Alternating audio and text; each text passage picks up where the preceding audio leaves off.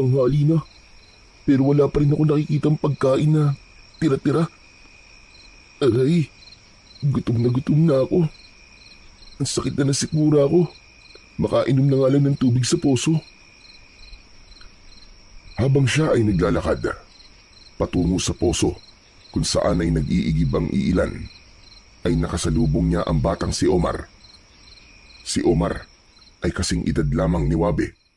Ngunit ang pinagkaiba ng batang si Omar ay salbahe ito.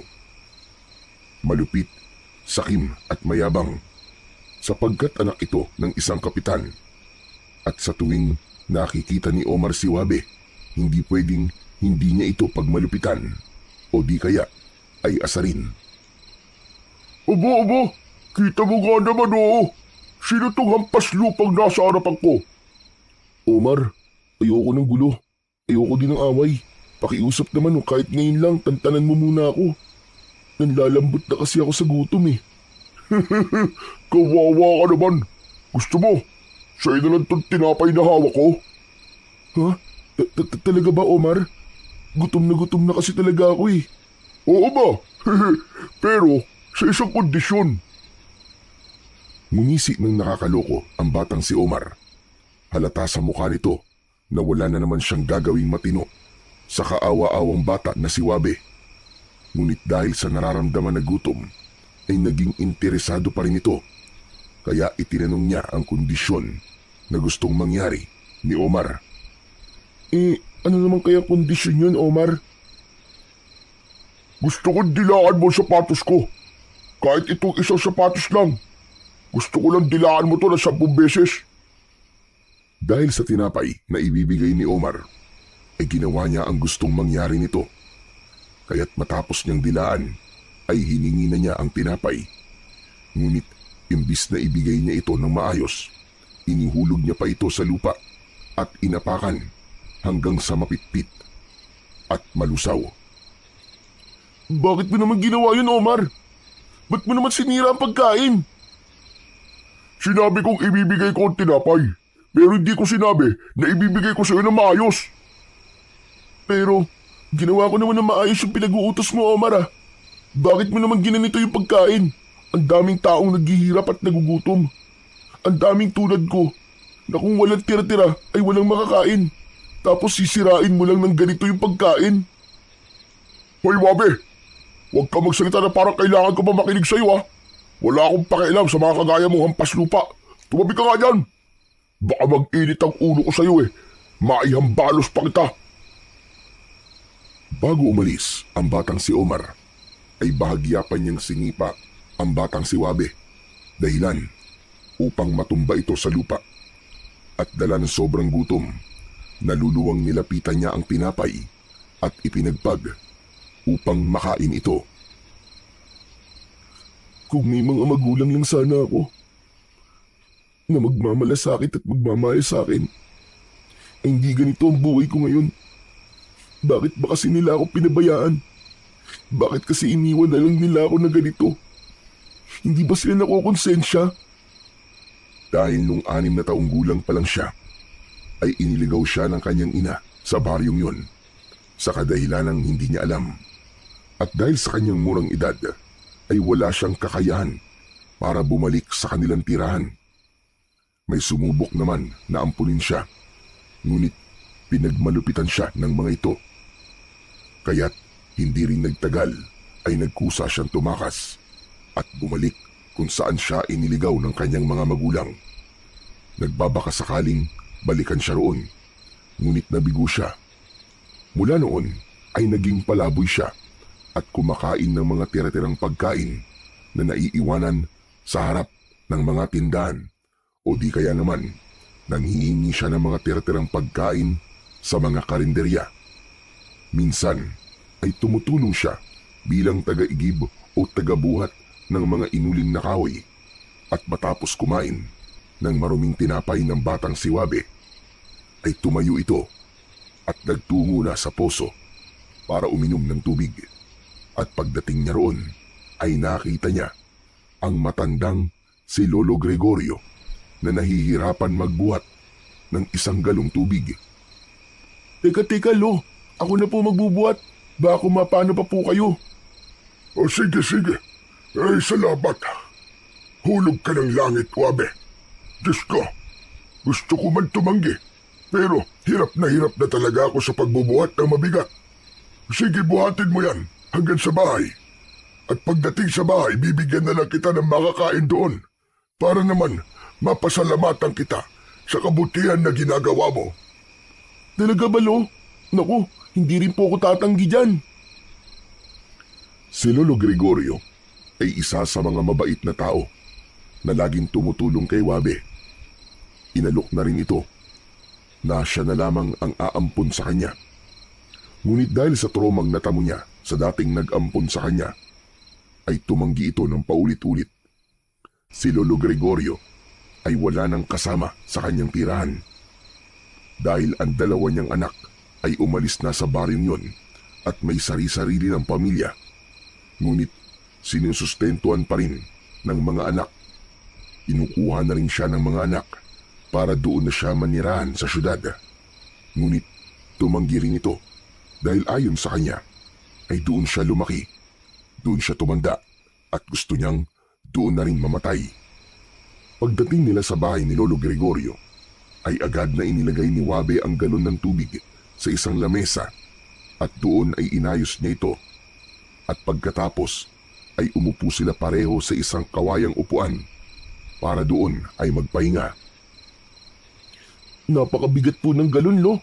Tapos bubuhatin niyo pa ng ganon? Aba, kalayo po. Naku, baka mapano pa po kayo nun. Wala naman akong ibang mauutusan, Wabe.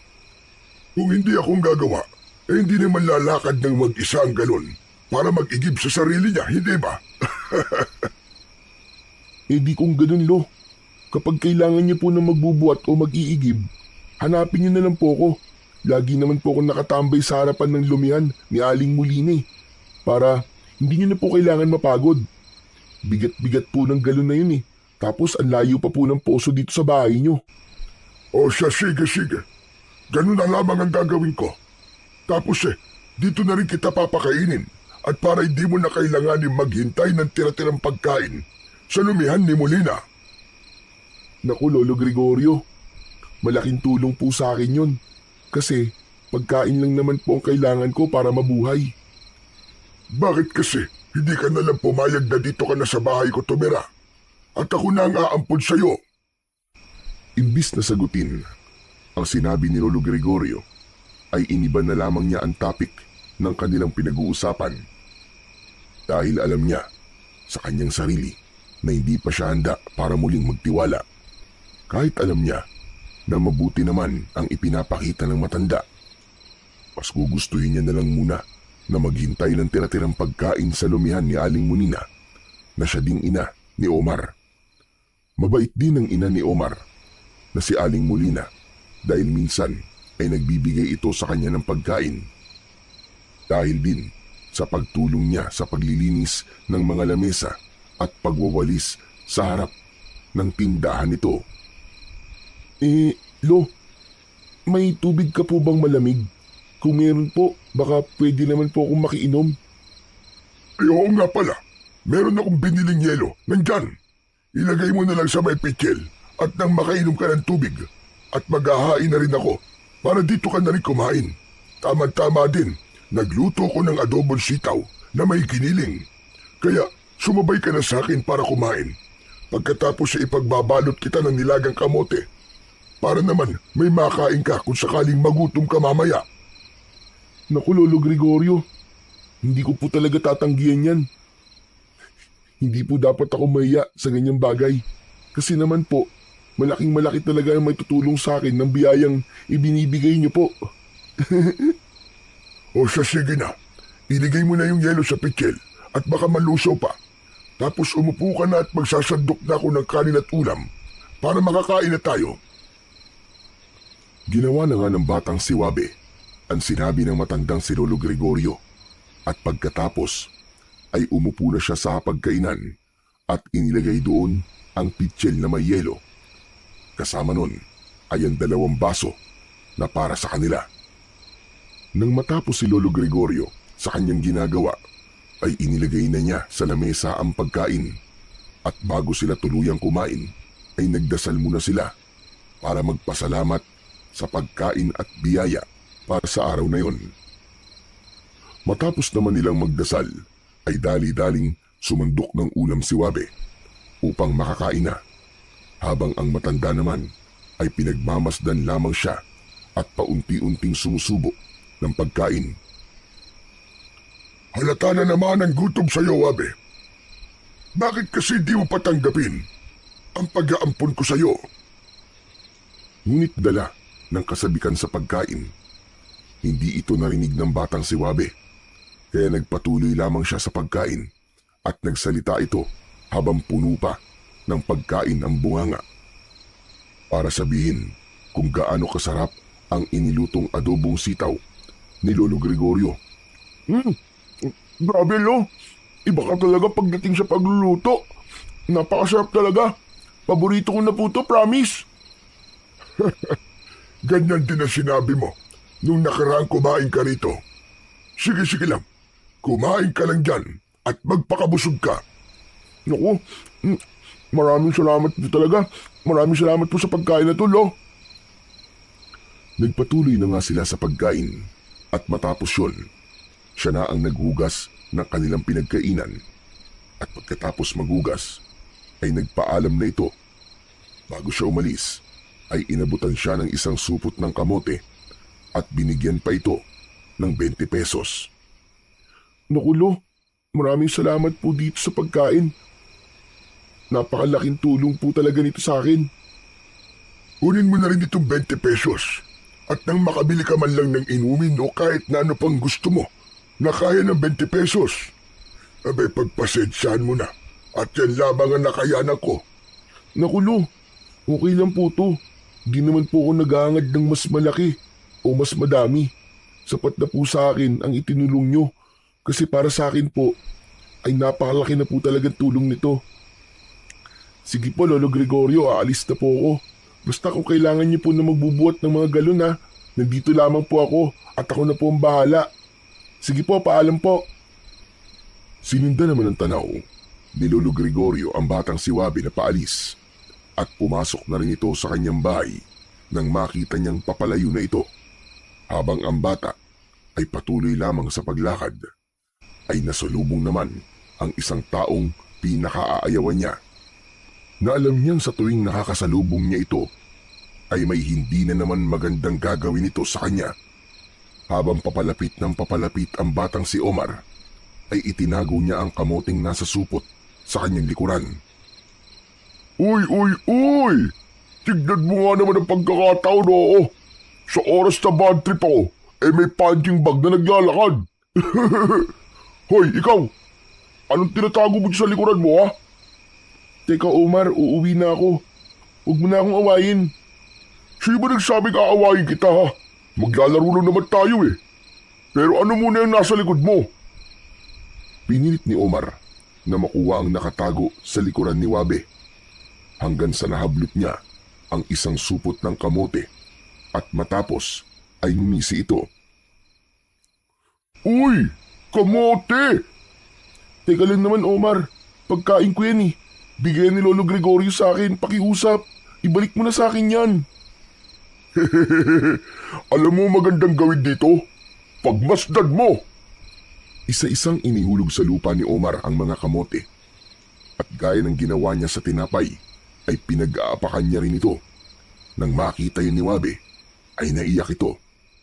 Wala siyang magawa dahil kapag nanlaban pa siya, ay siguradong matatalo at mabubugbog lang siya rito dahil mas malaki ang katawan nito sa kanya. Bakit mo naman ginawa yun, Omar? Hindi mo ba alam na ilang araw din yung magiging laman ng tiyan ko? Bakit ha? May magagawa ka ba? Ayan, punutin mo at kainin mo at isaksak mo sa lalamunan mo. Masarap yan! Kamote with lupa! Hindi mo kasi alam ang pakiramdam ng magutom. Dahil may tahanan ka. May nanay ka na nagluluto para sa iyo araw-araw. At may tatay kang nagtatrabaho para may pera kayo. Isabantalang ako. Palaboy lang. Lagi lang umaasa sa baka sakali. At saka sa mga nagbibigay sa akin. Tapos gaganyanin mo ako. Ganyan na ba talaga kasama ang pag-uugali mo ha, Omar? Aba. Sumasagot ka na pala ngayon ha. Gumaganyan ka na ha. Eto sa'yo. Isang malakas na suntok ang pinakawalan ng batang si Omar at tumama yon sa mismong labi ni Wabe. At agad tumulo dito ang dugo dahil sa pagputok ng labi nito. Susundan pa sana yon ng isa pang suntok, ngunit narinig nito ang tinig ng kanyang ama, kaya't napatigil ito sa tangka na namang pagsuntok kay Wabe. Hoy Omar, anong kahayupan na naman ang ginagawa mong bata ka ha? Mabilis na hinablot ni Kapitan Pablo ang damit ng kanyang anak upang ilayo sa batang si Wabe na nagdurugo na ang labi at nakaupo sa lupa. Ano na naman ba ito, Omar? Hindi ka na ba talaga nahiya? Na anak mismo ng kapitan ang nangunguna sa pananakit sa mga taong walang kalaban-laban? Hindi mo na talaga ako ginalang. Umuwi ka nga sa bahay at doon tayo mag-uusap. Uwi! Bago pa umalis ang batang si Omar, ay tinapunan niya muna ng isang masamang tingin ang kaawa-awang batang si Wabe at pagkatapos ay mabilis na itong umalis. Samantala, inalalayan naman ni Kapitan ang batang si Wabe upang makatayo. Nagpasalamat naman si Wabe sa kabutihang ipinakita ni Kapitan Pablo sa kanya. Ayos ka lang ba ha? Nako, ako na ang humihingi ng pasensya sa inasal ng anak ko. Tumango lamang si Wabe dahil kapag sasabihin pa nito na lagi yung ginagawa ni Omar ay siguradong parurusahan talaga ito ng kanyang ama. Pagkatapos nun, siguradong gaganti ito sa kanya. Kaya't nanahimik na lamang siya para hindi na humaba pa ang gulo. Ngunit napansin ni Kapitan ang kamuting nagkalat sa lupa. Kaya nagtanong ito sa kanya. Sabihin mo nga sa akin, bata. Sa iyo ba ang kamote na ito? Ang anak ko rin ba ang may gawa ng mga ito? Tumingin lang si Wabe sa mukha ng taong nakaalalay pa rin sa kanya. Hindi ito sumagot o tumango man lang. Ngunit parang nabasa na ni Kapitan Pablo ang nasa kanyang utak. Kaya lalong bumakas ang galit sa kanyang mukha. Kaya bumunot ito sa kanyang bulsa at inilabas niya ang kanyang wallet. Paglabas nun, ay ibinibigay niya ang 200 piso sa batang si Wabe. Tanggapin mo, bata. Para na rin sa mga nasayang na kamote. Naku, wag na po. Ayos lang po, masyado po malaki yan para po sa mga kamote. Kulang pa nga yan sa ginawang pambubugbog sa'yo ng anak ko at sa mga sinira niyang pagkain. Nako, mapapalo ko talaga ang batang yun. Sige na, tanggapin mo na ito. Bukas, magtungo ka sa tindahan ng asawa ko. Kilala mo ba si Molina, yung lumihan dito? Doon, pumaroon ka bukas. May ibibigay ako, ha? O siya, sige. Aalis na ako.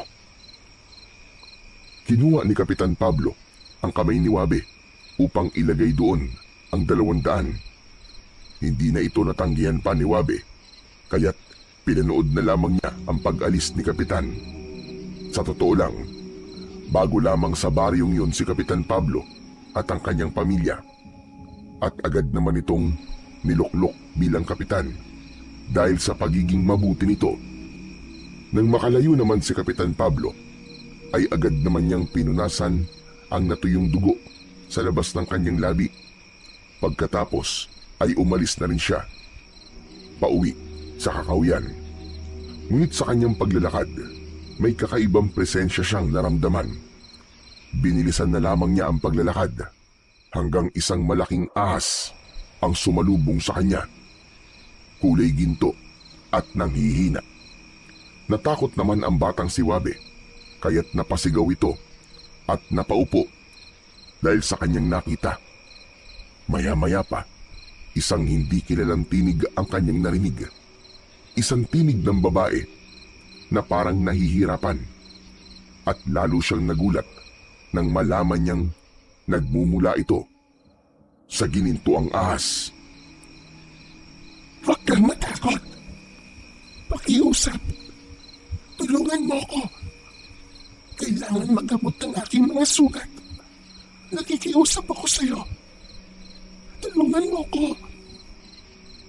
Ha? Hindi ka ba nanunuklaw? O baka naman lamunin mo ako ng buo? Sa laki mong yan, hindi malayong kainin mo lang ako ng buo eh. Hindi. Hindi kita sasaktan. Kaya pakiusap lang. Tulungan mo ko. Pangako, hindi ako nananakit. Pangako mo yan ha. Huwag mo kong sasaktan ha. Nabugbog na nga ako tapos may papatay pa sa akin dito. Tapos malaking ahas pa. Diyos ko. Nababaliw na yata ako ha. Kumakausap na ako ng ahas. O baka dala lang ito ng suntok ni Omar. Nakalug yata ang utak ko. Kaya ngayon, nakakakita ako ng malaking gintong ahas. Hindi tao. Hindi ka nasisiraan ng ulo. Totoo lahat ng iyong naririnig at nakikita. Kaya't sana'y tanggapin mo ang paghingi ko ng tulong sa iyo. Ano po bang kailangan kong gawin? Ano pong tulong ang hinihingi niyo? Kailangan magamot ang aking mga sugat. May mga mangangaso kasi na nangahas na ulihin ako dahil sa akin pala nahuli ginto. Kung ganun po, sumama po kayo sa aking palasyo. Hindi, joke lang. Doon lang po sa kuweba kung saan po ako nanunuluyan. Sumama naman ang gintong ahas sa kanya. Pagdating doon ay kumuha siya ng isang tuyong kahoy upang gawing sigaan ng apoy at dinulot niya sa kanyang bulsa ang posporong malapit ng maubos. Sinindihan niya ito at nilagyan pa ng mga tuyong kahoy. Maya-maya pa ay nagpaalam ang batang si Wabe upang humingi lamang ng halamang gamot sa matandang si Lolo Gregorio na ipangtatapal sa nagdurugo niyang sugat. Iganting ahas, huwag po kayong lalabas sa kuweban to ah. Ligtas po kayo dito dahil natatakpan po ito ng mga gumagapang na damo. At wala pong tao ang nangahas na pumasok dito kahit kailan. Kasi po, natatakot po sila. Sabi nila tirahan po ito ng iba't ibang uri ng mga makakamandag na ahas. Pero napatunayan ko naman po na hindi totoo yun. Pero hindi ko pa rin pinaalam sa kanila. Kaya wag po kayong lalabas ha. Hintayin niyo lang ako rito. Babalik po ako agad. Tao, pakiusap. Huwag mong ipapaalam sa iba ang tungkol sa akin. Pangako po. At saka, tawagin niyo na lang po ko sa pangalang Wabe. Wabe po ang pangalan ko. Maraming salamat sa iyo, Wabe. Tatanungin ko itong isang utang na loob. Ngumiti lamang si Wabe at lumabas na ng kuweba. Nagtungo ito sa bahay ng matanda. Mabilis siyang naglakad para makarating ito kagad. Kaya't pagdating doon ay agad itong kumatok sa pintuan ng matanda. Sandali lamang! Nariyan na! Nang pinagbuksan ni Lolo Gregorio ang batang si Wabe, ay bahagya pa itong nagulat dahil sa itsura nito. Oh Wabe! Bakit bumalik ka? Hihingi lang po sana ako ng halamang gamot, Lo. Yung pampatigil po ng pandurugo. Abay para saan naman? Gagamitin ko po sa bibig ko. Pumutok po kasi. Abay na, paano yan? Hulaan ko. Si Omar na naman ano? Tumango ang batang si Wabe at napailing naman ang matanda. Pagkatapos ay pinapunta niya ang bata sa likuran ng kanyang bahay. Tinuro niya doon ang isang halamang damo na ang tawag ay hagonoy. Hala, nagpunta pa ako dito. Hagonoy na damo lang pala ang sagot. Marami po sa gubat nito eh. Tsaka, saan mo ba talaga gagamitin yan? Di naman nagdurugo ang labi mo. Kasi po baka dumugo po ulit eh. Sige po, aalis na po ako. Maraming salamat po, Lolo Gregorio. Mabilis namang tumakbo paalis ang batang si Wabe at naiwang nagtataka ang matanda. At nang makalayo ang bata, ay saka naman niya muling isinara ang pinto. Samantalang ang batang si Wabe ay hindi pa dumiretso sa gubat. Nagtungo muna siya sa isang tindahan at bumili ng 2 boteng tubig. At saka siya mabilis na tumakbo upang umuwi na sana.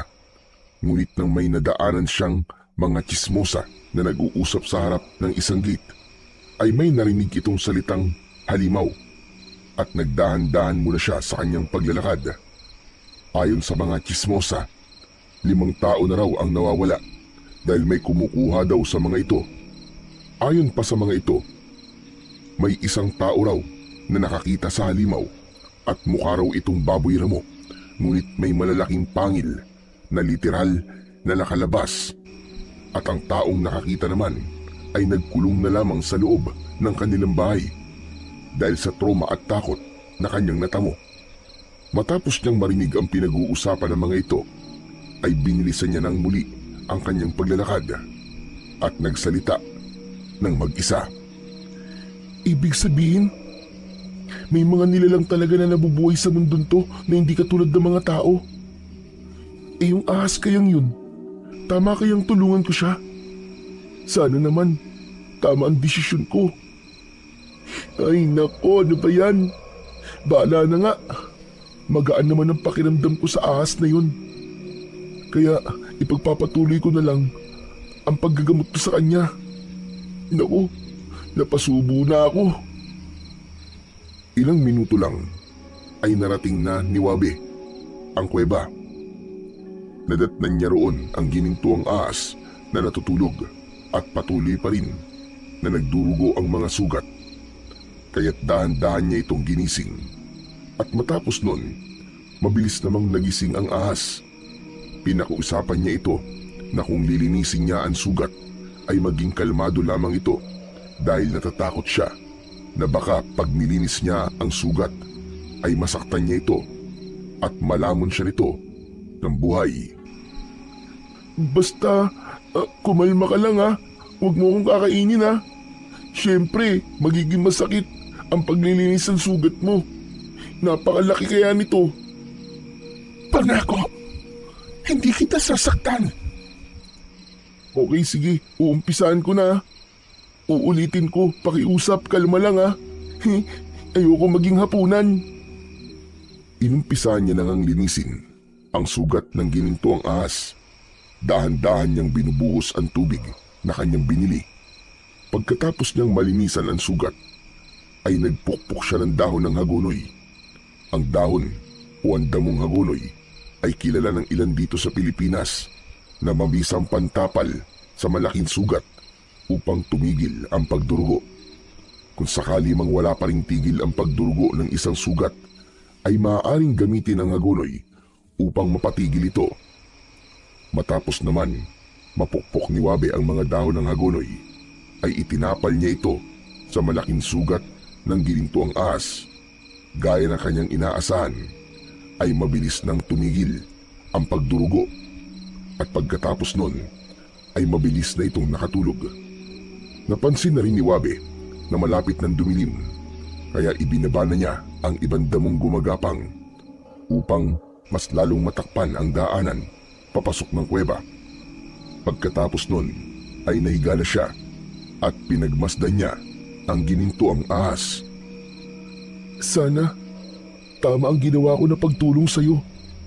Sana, hindi ko pagsisiyan na tumulong ako sa isang nilalang na kagaya mo.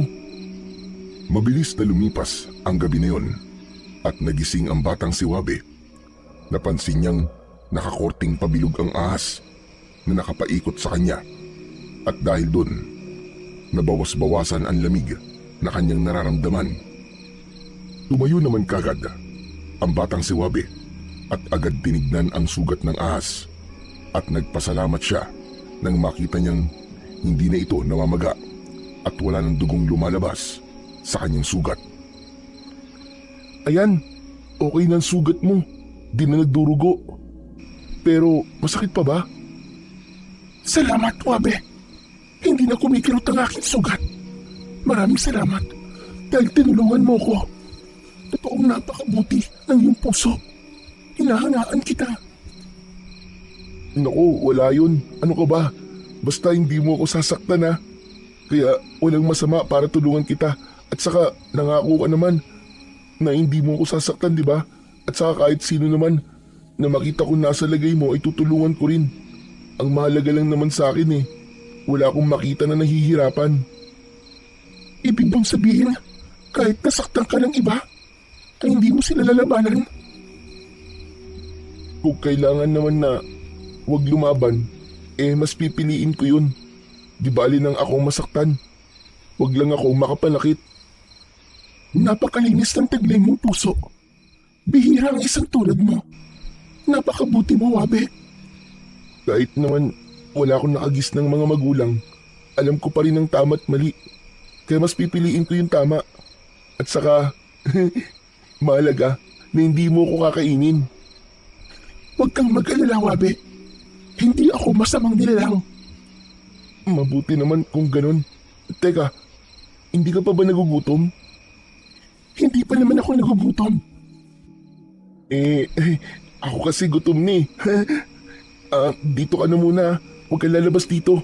Ako na bahala sa pagkain mo. Ay teka, ano bang kinakain mo? Baka kasi kapag hinayaan kitang mangalap ng sarili mong pagkain, may makakita na naman sa iyong mga tao tapos subukan ka na naman nilang hulihin. Mga hayop lang ang kinakain ko. O kaya naman, mga laman loob ng hayop. Pwede na sa akin yun. Okay, sige. Ako nang bahala. Basta dito ka lang, huwag kang lalabas.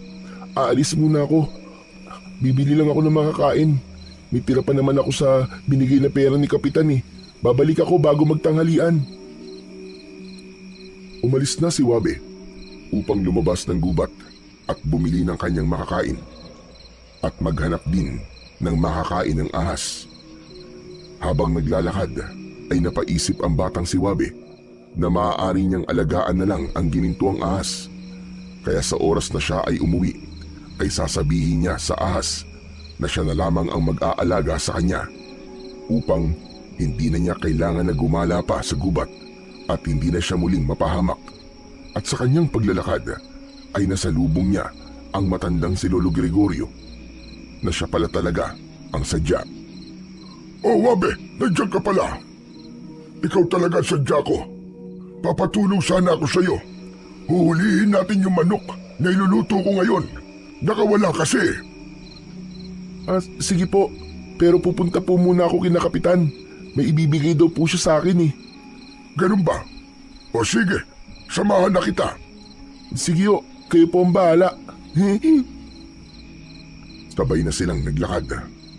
At habang naglalakad sila, naalala ni Wabe ang narinig niyang pinag-uusapan ng mga tsismosa kahapon habang siya ay papauwi. Lo, may naalala po pala ako. Kahapon po kasi habang papauwi ako galing po sa bahay niyo, may mga nadaanan po akong mga babae na nag-uusap at narinig ko po sa kanila na may 5 tao na raw po ang nawawala. Totoo yan, Wabe. Kaya ikaw mag-iingat ka dahil hindi pang karaniwan ng mga nilalang na kumukuha sa kanila. Mga? Ang ibig niyo pong sabihin madami po? Tama ka, Wabe. At sa aking palagay ay mga halimaw ang kumuha sa kanila. Ganyan nga din po yung narinig ko kahapon. Ang sabi pa nga po, may nakakita raw po sa kumukuha ng tao. Mukha daw pong baboy ramo na may matatalim na pangil at nakalabas raw po ang mga bibig nila. Kung totoo nga yan, Wabe, maaaring manganib ang ating baryo dahil ang nilalang na yung nilalarawan ay isang uri ng aswang. Ang tawag sa kanila ay harimudon. May mga matutulis na balahibo at mahabang pangil at mukha silang baboy ramo. Malalakas ang mga aswang na ito at sa aking pagkakaalam ay umiinom sila ng dugo ng kanilang mga biktima at kumakain ng laman ng tao. Nakakadiri naman po yun, Lolo Gregorio. Sabi ng aking ama, naubos na daw ang kanilang lahi. Ngunit hindi ko malaman kung bakit may mga tulad na naman nila ang umaatake. Kaya dapat magkaroon ka na ng bagong tahanan, Wabe. Dahil sa gubat ka pa naman namamalagi. Ang mga harimo doon ay namamalagi rin sa kagubatan. Baka sakaling malagay sa panganib ang buhay mo kung hindi mo palilisanin ang gubat. Tumahimik na lamang si Wabe dahil napapaisip siya na tama naman ang sinasabi ng matanda. Ngunit iniisip niya rin ang malaking ahas na nasa kanyang tinutuluyan. Kaya't sinabi na lamang niya kay Lolo Gregorio na siya'y magiging maayos lamang dahil mag-iingat naman ito. Samantala, hindi na nila namalayan na nakarating na sila sa lumihan, kaya't muntik na silang lumampas hanggang sa nasulyapan sila ni Kapitan na kumakain ng tinda ng kanyang asawa at mabilis niyang tinawag ang pangalan ng batang si Wabe. Napalingon naman ang mga ito at doon nila napagtanto na muntik na nilang makalimutan na doon nga pala sila patungo. Grabe, napasarap po ang pag-uusap natin, Lo. Muntik na po natin makalimutan ang sadya natin. Tama ka. Kung hindi ka tinawag ni Kapitan, baka nakarating tayo sa aking bahay nang di man lang nakakataan dito. Magandang umaga ho sa inyo, Mang Gregorio. Pati na rin sa iyo, iho. Siya nga pala. Itong ibibigay ko sa iyo. Kinuha ni Kapitan Pablo ang isang malaking supot na naglalaman ng mga damit, kumot at banig at iniabot niya ito sa batang si Wabe. Ay hala, napakarami po nito, Kapitan. Maraming salamat po. Walang anuman, iho. Magagamit mo yan. At saka, para magpalit ka na rin ng damit. Sira-sira na yung damit mo eh. May kumot at banig din dyan. Mga pinaglumaan namin na gamit. Maraming salamat po, Kapitan. Hindi ko na po ito tatanggihan. Napakalaking tulong na po nito sa akin. Napakabuti niyo po talaga. Siya nga pala, mag-almusal na kayo. Halina kayo't sabayan niyo na ako. Kung ako ang tatanungin, sa bahay na lamang ako kakain. Busog pa naman ako eh. Ikaw ba, Wabe? Gusto mo na bang sumabay kumain kay Kapitan? Mamaya na lang din po ako, Kapitan. Pero salamat po sa pag-iimbita sa akin. May gagawin pa po kasi ako eh. Hulihin ko pa po yung manok na iluluto ni Lolo Gregorio. Ay, ganun ba? O sige, kayong bahala. Opo, Kapitan. Maraming salamat po ulit. Pati na rin po dito sa binigay nyo. Naku, walang anuman, iyo. Sana makatulong yung mga gamit na yan sa'yo. Opo, sigurado po na makakatulong po sa akin to. Kung ganun, Kapitan, mauna na ho kami at baka matagalan pa kami sa paghuhuli ng manok. Sige ho, maraming salamat ho. Mag-iingat ho kayo. Aalis na po kami, Kapitan. Maraming salamat po ulit. Nagpatuloy na muli sa paglalakad ang dalawa upang makauwi na sa bahay ng matanda, habang ang batang si Wabe naman ay walang tigil sa pagngiti dahil sa tulong na ibinigay sa kanya ni Kapitan. Mukhang napasaya ka yata ni Kapitan ngayong umaga ha, Wabe? Opo, Lo. Grabe. Napakabait po talaga ni Kapitan. Hindi ko nga po alam bakit napakagaan po ng loob ko sa kanya eh. Natural lang yon. Dahil tunay ngang napakabuti ni Kapitan Pablo. Kahit ako yun din ang napansin ko kay Kapitan. Tama po kayo, Lo. Kaya swerte nga po ni Omar dahil may mga magulang po siyang ganun kababait. Tama ka, Wabe. Hindi ko rin maisip bakit ganun na lamang ang pag-uugali ng batang yun. Mabuti pa nga siya may mga magulang. Hindi siya pinapabayaan. Huwag kang mainggit sa batang tulad ni Omar iyo. Dahil kahit na may mga magulang siya, basura naman ang pag-uugali niya. O Lo, nandito na po pala tayo. Nasaan po yung manok na sinasabi nyo? Aba, nandito lamang yon, sandali. At titignan ko sa likod ng bahay. Sige po, Lo. Pagtingin ng matanda sa likod ng bahay ay natawa ito dahil nakita niya ang manok na kailangan nilang hulihin na nakapulupot ang tali sa mga halamang gamot ni Lolo Gregorio. Aba, hindi na pala natin kailangan magpagod, Wabe. Ha? Bakit po, Lolo Gregorio? Halika rito, tignan mo. Matutuwa ka rin. Lumapit ang bata. Natawa ito nang makita niya ang manok na nakapulupot ang tali sa mga halaman ng matanda. Aba, oo nga po, no. Hindi na po natin kailangan magpagod.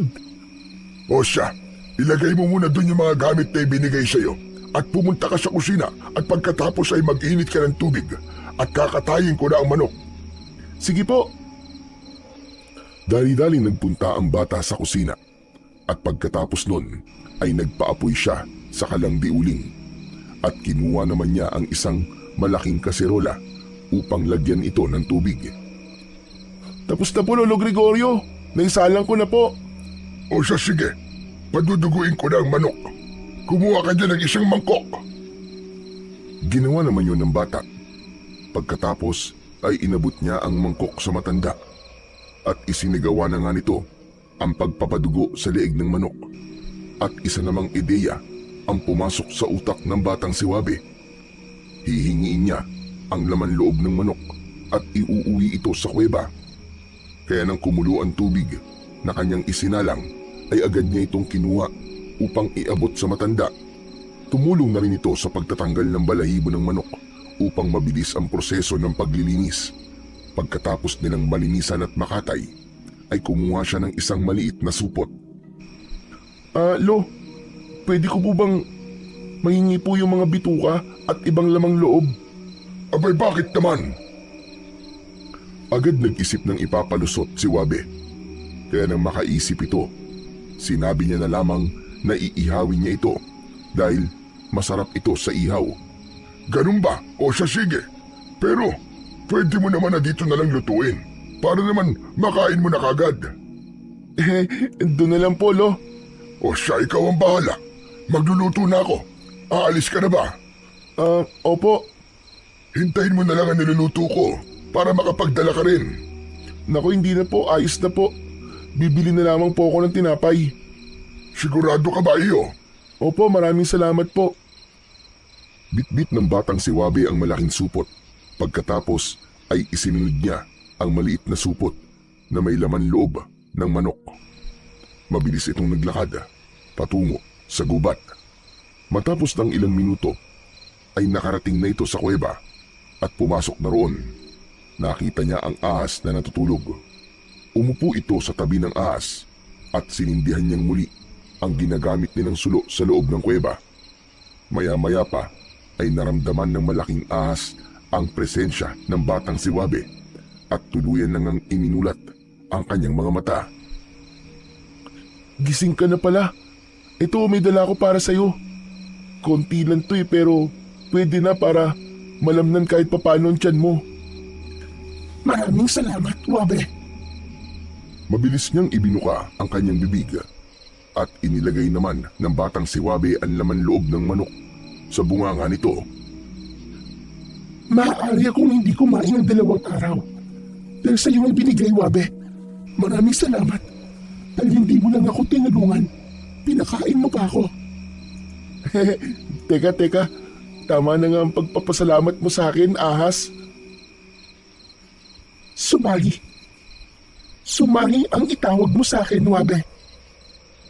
Okay, Sumay. Huwag ka lang magpasalamat palagi. Napakaliit na bagay lang naman ito. Pero salamat pa rin. Napakabuti mo. Ay nako, sige na nga. Walang anuman, Sumahi. Ikaw ba, Wabe? Kumain ka na ba? Hala, oo nga pala, nakalimutan ko. Bibili pala ako ng tinapay. Inalala kasi kita, baka gutom ka na eh. Tsaka ako na lang din mag-aalaga sa'yo. Kasi kung gagaling ka tapos hayaan kita na magpagala-gala sa labas, baka sa susunod di ba? Baka mapatay ka na ng mga tao. Sige, Wabe. Payag ako. Sige na. At baka malipasan ka pa ng gutom. Umalis ka na, Wabe.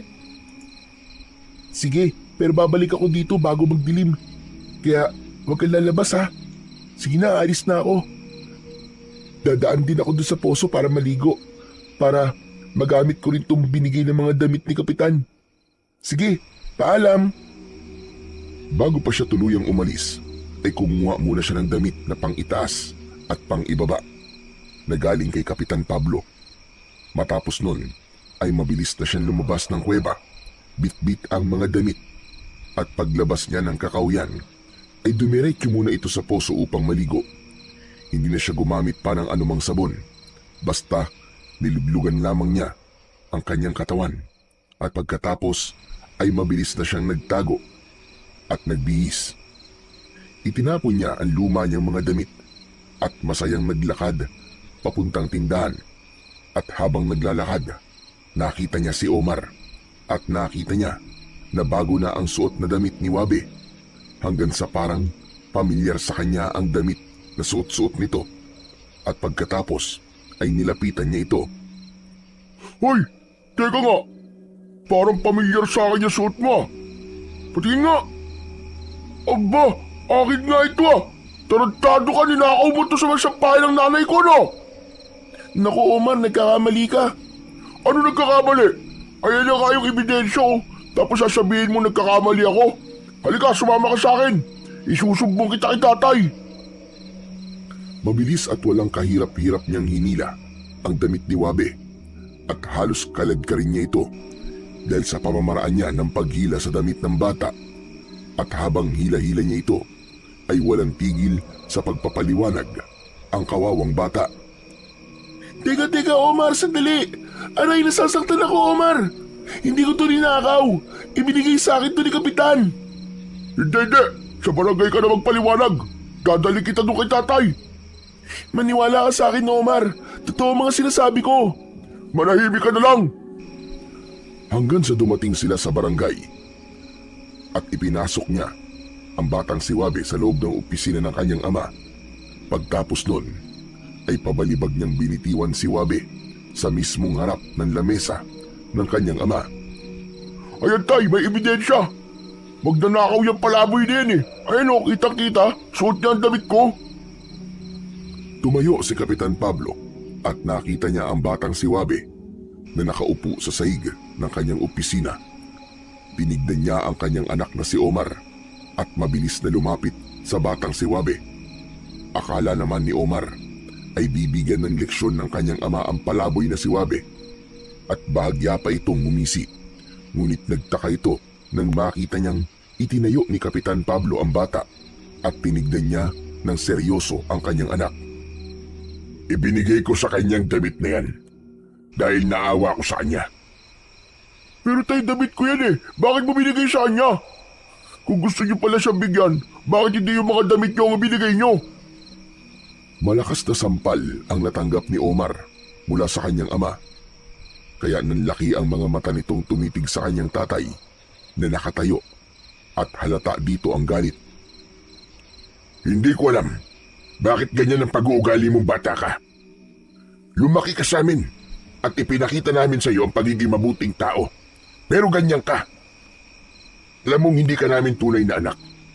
Pero dahil nangungulila kami sa anak naming nawala, ay inampung ka namin. Ngunit bakit ka naging ganyan? Kulang ba ang mga tinuturo namin sa iyo? Kulang ba ang pagmamahal na binibigay namin sa iyo? Bakit ganyan ang ugali mo, Omar? At nagagawa mo na akong sagot-sagutin ng ganyan. Sinusumbatan niyo po ba ako, tay? Hindi kita sinusumbatan, Omar. Sinasabi ko lang sa iyo yan dahil naging mabuti kami sa iyo. Kaya dapat maging mabuti ka rin sa iba. Nagpapatawa ho yata kayo, tay. Naging mabuti. Kahit na nasa puder niyo ako, ay parang kulang pa rin ako. Kahit na nawala ang anak niyo, parang pinapakita niyo sa akin na kulang ako. Dahil iba pa rin ang nararamdaman namin pangungulila, Omar. Anak namin ang nawala. Sarili naming laman at dugo. Kaya hindi namin kayang kalimutan. Ama ako, Omar. Isa akong ama. Dahil nawala ang tunay naming anak. Sinisisi namin ang sarili namin ng nanay muli na mo. Akala ko naiintindihan mo. Nagkamali pala ako. Wala akong pakialam. Hindi ba pwedeng kalimutan niyo na lang yung anak niyo na yun? Nawala na nga, di ba? Nandito naman ako. Bakit hindi na lang ako yung mahalin niyo? Mahal ka namin, Omar. Mahal na mahal kung tutuusin. Pero iba pa rin ang pagmamahal namin sa tunay naming anak na si Miguel. Naluwa ang batang si Omar at lumabas ito ng opisina at padabog niyang isinara ang pintuan. Pagtapos nun ay umiling na lamang ang kapitan na naiwan pa ring nadidismaya sa inasal ni Omar dahil kahit hindi niya naman ito kadugo ay tunay niyang pinahahalagahan ng bata at alam niyang hindi niya ipinaramdam dito na hindi niya ito tunay na anak dahil minahal niya ito ng gusto na higit pa sa isang ampon. Ayos ka lang ba? Opo, ayos lang po ako. Maraming salamat po, Kapitan. Hindi ka ba sinaktan ni Omar? Wala bang masakit sa'yo? Hindi po, Kapitan. Hindi niya po ako sinaktan. Salamat po ulit sa pagtatanggol niyo po sa akin. Pero, Kapitan, totoo po bang hindi niyo tunay na anak si Omar? Totoo yun. Hindi nga namin siya anak ni Molina. Ampun lang namin siya. Halika, doon muna tayo. Sige po. Umupo sila sa isang pahabang upuan na nasa loob ng kanyang opisina at pagkatapos ay huminga ito ng malalim bago muling nagsalita. Ay nako, paano ba ako magsisimula? Pasensya na, tuwing naaalala ko kasi yung anak ko, hindi ko napipigilang mapaluha. Ayos lang po, Kapitan. Kung ayaw niyo po magkwento, okay lang naman po. Naku hindi, panahon na rin siguro para ilabas ko tong lungkot na nararamdaman ko. Kayo pong bahala, Kapitan. Nasa inyo naman po kung gusto niyo po magkwento eh. 7 taon nang nakakalipas nang magpunta kami sa baryong ito upang maghanap sa bayan ng mate ng mga gamit na wala sa aming bayan. Hindi na malayan ng asawa ko na wala na pala sa tabi niya si Miguel na anak namin. Sinubukan namin siyang hanapin. Pinagtanong-tanong, ngunit nabigo kami. May mga nakapagsabi naman sa amin na may kumuha daw sa kanya at nakatira daw yon sa kabilang baryo. Nagpunta kami doon, ngunit tulad ng paghahanap namin dito ay nabigo din kami. Kaya naman, nagdesisyon ako na lumipat dito at dito na lamang tumakbo bilang kapitan. At pinalad naman ako dahil sa unang subok ko ay nanalo ako. Kaya may dahilan na para manatili kami rito. Nagbabaka sakali kasi kami na baka kapag nagtagal kami dito ay mahahanap namin si Miguel. At dahil sa pangungulila ay inampun namin si Omar. Kaya hindi ko alam kung bakit nagkaganon ng batang yon. Iniisip ko tuloy, nagkulang siguro kami ni Molina sa kanya. Naku, Kapitan, huwag niyo pong isipin yun. Napakabait niyo nga po eh. Kaya wala pong dahilan para magkulang po kayo. Ngayon ko lang po kayo nakausap. Pero ramdam ko po talaga na napakabuti niyo. Napakagaan nga po ng loob ko sa inyo eh. Salamat naman kung ganon. Pero kung nasan man ang anak ko, sana ay nasa maayos siyang kalagayan. Nakakain siya at sana ay malusog siya. Miss na namin siya ng nanay niya. Teka nga, tama na nga ang drama na to. Naku, Kapitan, ayos lang po. Ako nga din po, napakadrama po ng buhay ko eh. Alam niyo ho ba, na iniligaw din po ako ng mga magulang ko tapos may nag-ampun po sa akin. Siguro mga 6 years old pa lang po ako nun. Kaya parang hindi ko na rin po maalala ang mga itsura nila. Nakakalungkot naman iyo. Pero alam kong may dahilan ang mga magulang mo kung bakit kanila iniligaw. Kaya huwag ka mawala ng pag-asa. Baka sakali makita mo sila at makasama mong muli. Sana nga po, Kapitan. Kung alam lamang po nila kung gaano po ako naghahangad na magkaroon po ng buong pamilya. Mabilis na lumipas ang mga oras. Hindi na nila namalayan na lumubog na pala ang araw. Kaya naman, nang tumayo ang kapitan, at doon lamang niya napagtanto ang kadiliman ng langit. 7:00 na ng gabi, kaya binigyan niya ang bata ng tinapay na nakatabi sa kanyang bag at nag-imbita na lamang siyang umuwi. At habang naglalakad, ay patuloy pa rin silang nag-uusap. Makalipas ang ilang minuto, ay ngumiti ang kapitan bago pa lumiko sa isang maliit na daanan. Sinuklian naman ito ng ngiti ni Wabe. Pagkatapos nun, ay mabilis na siyang naglakad hanggang sa nakapasok na siya sa gubat. Habang siya ay naglalakad sa bahaging masukal, ang tanging ilaw lamang niya ay ang liwanag na nanggagaling sa buwan. Maya-maya pa ay nagtaka siya Nang may marinig siyang mga angos na tunog ng baboy, binilisan niya ang paglalakad at unti-unting tumakbo hanggang sa papalapit na siya ng papalapit sa kuweba. Ngunit bago pa ito tuluyang makalapit, ay 3 baboy ramo na may mapupulang mga mata ang humarang sa kanya.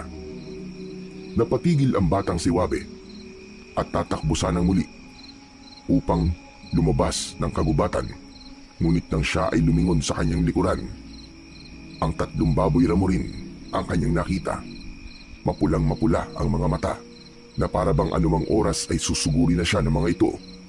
At may mga matutulis rin itong mga pangil. At ang kakaiba pa ay mas doble ang laki ng mga ito kaysa sa kanya. Diyos ko po, huwag niyo akong sasaktan. Huwag niyo akong kakainin. Hindi naman ako masarap eh, maalat ako. Promise, hindi niyo magugustuhan ang lasa ko. Diyos ko, kayo na yata ang sinasabi ni Lolo Gregorio ah. Humangos muli ang mga aswang at pumikit naman ang bata dahil sa takot.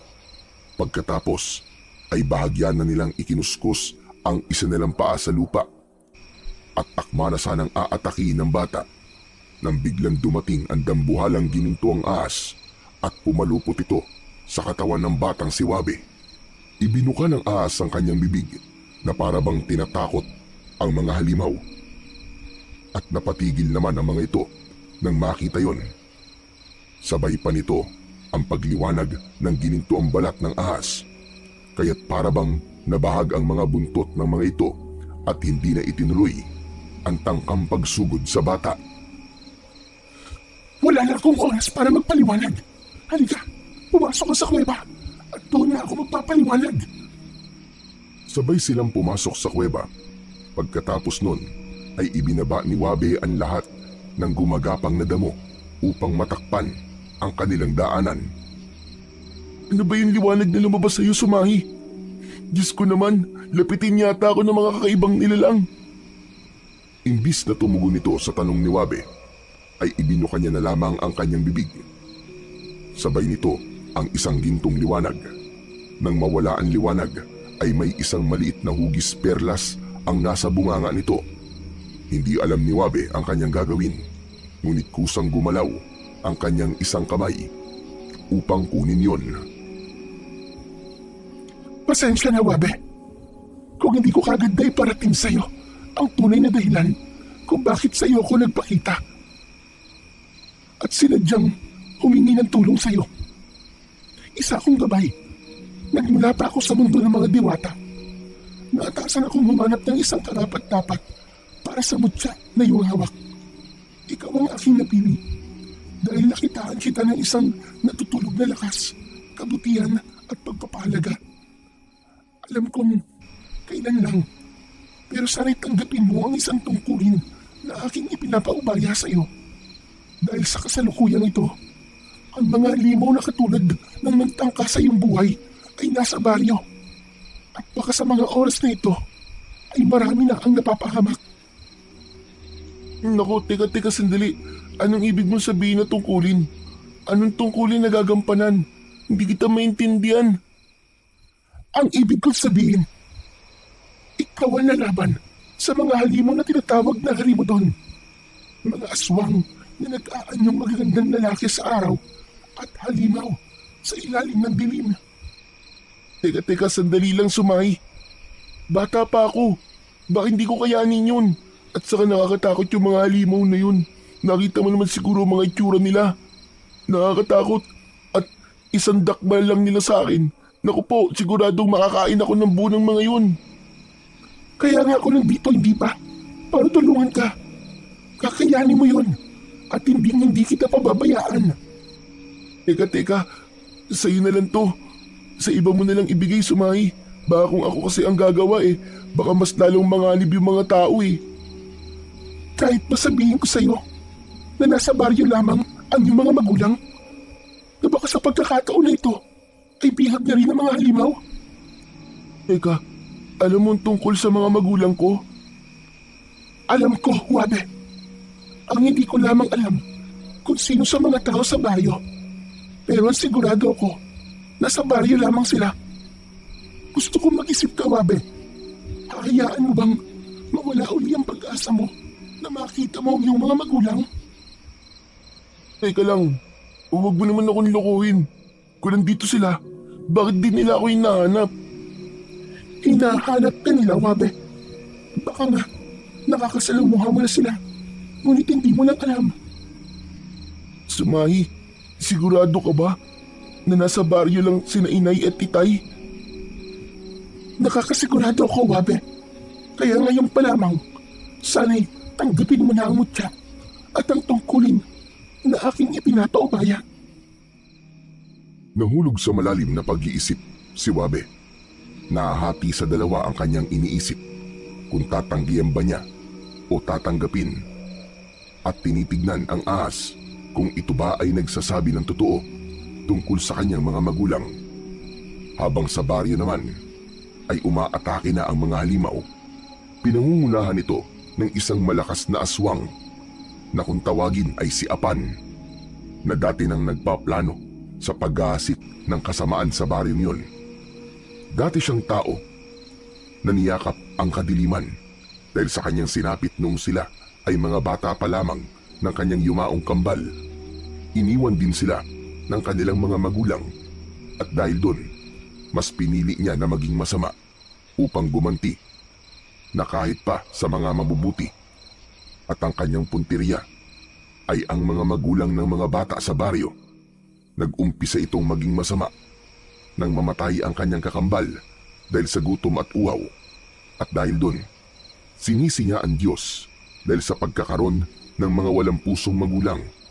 Kaya niyakap niya ang ibinigay na kapangyarihan ng demonyo. Sige, kunin ang lahat ng mga magulang ng mga bata. Wala kayong ititira maski isa. Gusto kong ubusin niyo ang lahat ng mga magulang na nandito sa baryong ito. Gusto ko silang pahirapan at iparamdam sa kanila ang aking galit.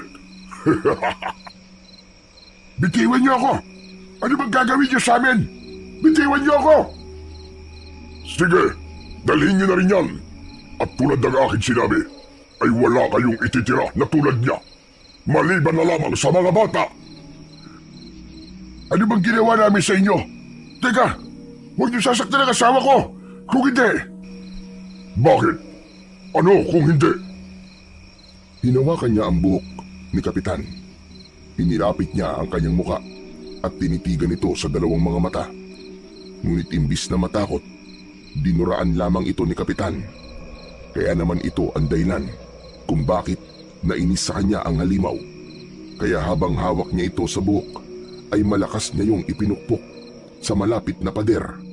Dahilan upang mawalan ito ng ulirat. Sige na, dalhin niyo na yan. Pati na rin ang kanyang asawa. Teka lang! Saan niyo dadalhin si nanay at tatay? Naiiyak na tanong ni Omar. Dadalhin namin sila sa impyerno, kung saan ay magiging kasangkapan sila sa muling pagkabuhay ng aking kakambal. Halos lahat ng mga magulang ng mga bata sa baryo ay nakuha ng mga aswang, maliban sa matandang si Lolo Gregorio. Dahil ng mga panahong yun ay nasa kabilang baryo siya, habang sa kabilang dako naman kung saan ay walang kaalam-alam ang batang si Wabe na nag-uumpisa na ang mga aswang sa paggasik ng lagim, ay nabuo na ang kanyang desisyon. Sumahi, kung sakaling tanggapin ko to, pangako mo sa akin na hindi mo ako pababayaan, ha? Kung ganon, ay tinatanggap mo na ang mutya. Isang tango ang ibinigay na sagot ng batang si Wabe. Pagkatapos ng kanyang pagtango, ay hiniling ng ahas na lunukin niya ang mutya. Teka, lulunukin ko? Hindi ba ako malalason? Hindi, Wabe. Magtiwala ka lang sa akin. Lumay! Aray, ano nangyayari sa akin? Bakit napakasakit? Hindi sumagot si Sumay. Sa halip ay pinagmasdan lamang niya ang batang si Wabe hanggang sa unti-unting nagiging kulay ginto ang kanyang buhok. Sabay ng pagliliwanag ng kanyang mga mata at bibig habang siya ay nakahawak sa kanyang tiyan. Naramdaman ni Wabe ang unti-unting pagkawala ng sakit Pagkatapos ay kakaibang init sa katawan ang pumalit sa sakit na kanyang nararamdaman. Dumaloy sa kanyang dugo ang mainit na enerhiya na wari mo'y gumagapang lamang at sumasabay sa alon ng kanyang dugo. Hanggang sa hindi niya na namalayan na siya ay nawalan na ng malay. Mabilis naman na lumipas ang gabing yun. At akala niya ay panaginip lamang ang nangyari, kaya't tumayo ito na para bang walang nangyari. Hindi na rin niya ginising ang ahas na kanyang katabi at lumabas na ito ng kuweba upang humanap sana ng makakain. Ngunit pagdating niya doon ay sumalubong sa kanya ang isang nakakabinging katahimikan. Abay, parang ang tahimik naman yata dito. Parang walang tao. Umalis pa silang lahat. Pero napaka-imposible naman yata nun. Teka, makapunta nga kay Lolo Gregorio. Minsan pa naglakad ito nang makita niya ang ibang batang umiiyak. Nagtaka ito at lumapit sa mga bata. Mga bata, anong nangyari? Nagtanong siya sa mga ito habang iginagala ang kanyang paningin at nakita niya ang iilang dugo na para bang sariwa pa. Napatingin muli ito sa mga batang umiiyak at muling nagtanong, ngunit ang isinagot lamang ng mga ito ay may halimaw. Paulit-ulit lamang sila sa pagbigkas ng salitang yon hanggang sa naalala niya ang mga halimaw na muntik nang umatake sa kanya kagabi. Anak ng tokwa, hindi pala ako nananaginip. Nalintikan na. Totoo yung mutya na nilunok ko. Totoo din yung may umatake dito kagabi. Mabilis siyang tumakbo sa bahay ng matanda. Halos hindi na lumapat ang kanyang mga paa sa lupa upang mabilis itong makarating sa kanyang pupuntahan. Pagdating doon ay halos sirain niya ang pinto sa kakakatok dahil sa pag-aalala. Lolo Gregorio! Lolo Gregorio! Lolo Gregorio, nandiyan po ba kayo? Sumagot kayo, Lolo! Sus, Ginoo! Bakit naman pagkaingay-ingay ng batang ito? Napakaaga pa! Mabilis na binuksan ni Lolo Gregorio ang pintuan ng kanyang bahay at bumungad sa kanya ang anyo ni Wabe na bago sa kanyang paningin dahil hindi napansin ng bata na naiba ang kulay ng kanyang buhok at habol ang hiningang nakaharap sa matanda. Mabilis na yumakap sa kanya ang bata, kaya naman nagtaka ito sa nangyayari. Abay, ano ba nangyayari sa iyo, Wabe? Akala ko po, Lolo, napahamak na po kayo eh. Sa mga dinaanan ko pong bahay, ang dami mga batang umiiyak. Tapos may mga bahid po ng dugo sa paligid. Ano ba pinagsasasabi mo? Sumama po kayo sa akin. Hihingi po tayo ng tulong sa barangay. Kailangan malaman ni Kapitan ng mga nangyayari. Ano ba nangyayari? Pwede bang linawin mo muna sa akin, bata ka? Kumalma ka muna! Lo, wala na po tayong oras para magpaliwanagan pa. Pakiusap po, tulungan niyo po ako. Matapos kunin ng matanda ang kanyang tungkod, ay dali-dali itong sumunod sa batang si Wabe na nauuna sa kanilang paglalakad. Hindi na niya natanong ang nangyari sa kanyang buhok at bakit nagbago ang kulay nito. Agad na siyang sumama at sa paglalakad nila ay pati siya ay nagtaka sa kakaibang katahimikan ng baryo at sa mga bahid ng dugo na kanilang nadadaanan. Nagpunta sila sa barangay, ngunit walang tao kahit isa. Kahit ang mga tanod ni Kapitan ay wala sa barangay. Kaya naman, nagdesisyon silang dumiretso na lamang sa bahay ni Kapitan. Nagbaka sakali silang nandoon pa ang Kapitan. Ngunit nadismaya sila dahil wala silang nadatnang Kapitan sa bahay nito at nandun lamang ay ang anak niyang si Omar na wala din tigil ang pag-iyak. Nakita rin nila sa gilid ng pader ang bahid ng dugo kung saan ipinukpok ang ulo ng Kapitan. Omar! Omar, ano nangyari? Wabe, ikaw ba yan? Tulungan niyo ako, Lolo Gregorio. Wabe, si nanay at si tatay, tinangay na mga halimaw. Mga kumapano na sila. Tulungan niyo ako. Teka lang, Omar. Ano bang mga halimaw ang pinagsasasabi mo? Teka nga, magsabi nga kayo. Ano ba talagang nangyayari? Bakit halos lahat ng mga bata nakikita kong umiiyak? Umalis lang ako sandali. Ba't parang naubos na mga tao sa baryong ito? Lolo Gregorio, may umatake po kagabi dito. Mga halimaw sila. Kinuha nila lahat ng mga magulang sa baryo. Ang tinira lang po nila mga bata na tulad ko. Lolo Gregorio, papangit po nila. Mukha po sila mga baboy na mo. Pulang-pula po kanilang mga mata tapos yung pangil po nila nakausli po. Ang haba tas ang tutulis. Yung iba naman po, kalahating tao po na pambaboy po yung ulo at mga kamay. Wabe, Lolo Gregorio, maniwala kayo sa akin. Tulungan niyo ang mga magulang ko. Mukhang alam ko na kung ano yung tinutukoy mo, Omar. Ang mga hari mo doon. Hindi ko alam ang tawag sa kanila. Pero may napansin ako kagabi. May isang pangit na lalaki na malaki ang katawan. Kalbo tapos malalaki din yung pawil niya. Tapos yung ilong niya para sa baboy. Sa palagay ko, siya yung pinuno ng mga halimaw na yun eh. Kasi siya lang yung nag-iisang nakatayo. Tapos, inuutusan niya lahat ng mga kasama niyang halimaw. Maaaring tama ka, Omar. Kailangan may gawin tayo. Lolo Gregorio, tulungan niyo po kami. Ibig sabihin, ay nag-uumpisa na pala ang pagsalakay ng mga aswang. Ngunit ang ipinagtataka ko, kung bakit mga magulang lamang na mga bata ang mga kinuha nila. Isang kakaibang pagsalakay ito dahil ang kanilang pinunteriya ay hindi bata. Karaniwang kasi, ang mga aswang ay mas gusto ang mga bata dahil sa sariwang dugo. Ngunit sa pagkakataong ito ay sadyang kakaiba. Nakapagtataka naman. Kakaiba man po o hindi, Lolo Gregorio, halimaw pa rin po sila. At ang mga halimaw ay dapat po na pinapatay. Ba, lokong batang ito. Kung makapagsalita ka parang kayang-kaya mo. Bakit? May labang ka ba sa mga halimaw na yon? Kaya man po o hindi, Lolo Gregorio, dapat po tayo magtulungan. Buhay po ng mga tao nanganganib. Marami po kami mga bata ang kinuhanan ng mga magulang. Kaya nakikiusap po ako sa inyong dalawa, Wabe. Lolo Gregorio, tulungan niyo naman po ako. Baka pinatay na po na ba ngayon ang mga magulang ko. Tutulong ako, Omar. Mamaya, pagsapit ng gabi, sabihin mo sa mga bata ay pumunta silang lahat sa barangay. Doon mo sila pagtaguin. Sigurado akong babalik ang mga halimaw na yun dahil imposibleng hindi sila kukuha ng bata.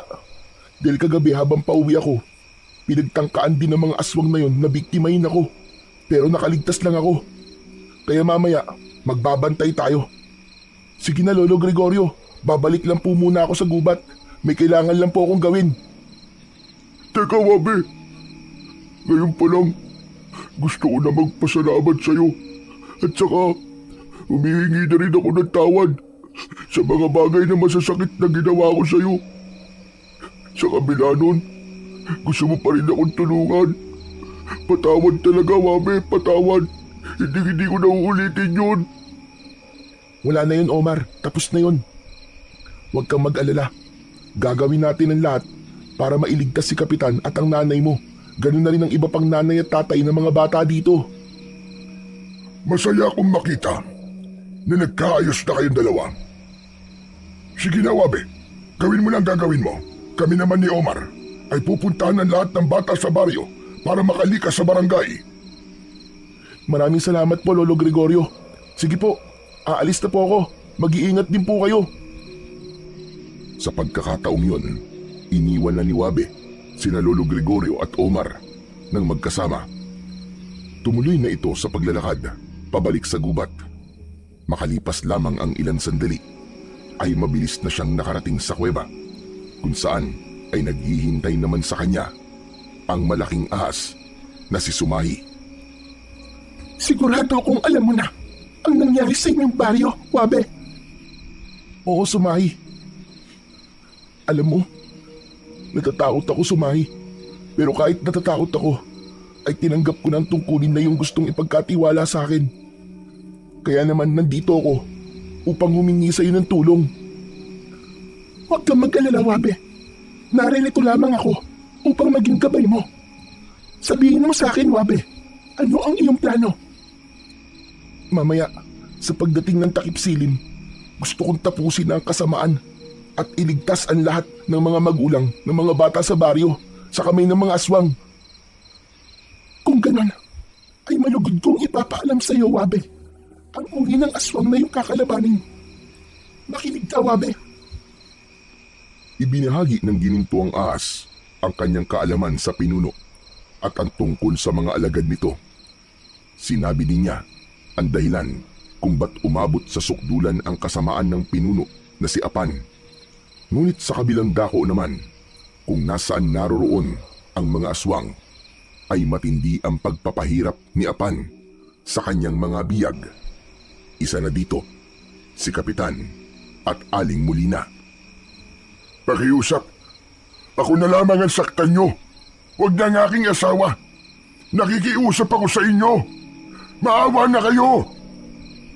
Huwag kang mag-alala. Dahil kayong lahat ay pahihirapan ko. Napakawalang puso mo, halimaw ka. Pati isang babaeng walang kalaban-laban. Sinasaktan mo. Demonyo ka! Demonyo! Bakit? Naawa ba mga tulad mo? Nung namatay ang kambal ko sa gutom at uhaw? Hindi, di ba? Hindi kayo naawa. Pinabayaan lamang kami ng mga kagaya mong magulang hanggang sa namatay ang pinakamamahal kong kapatid.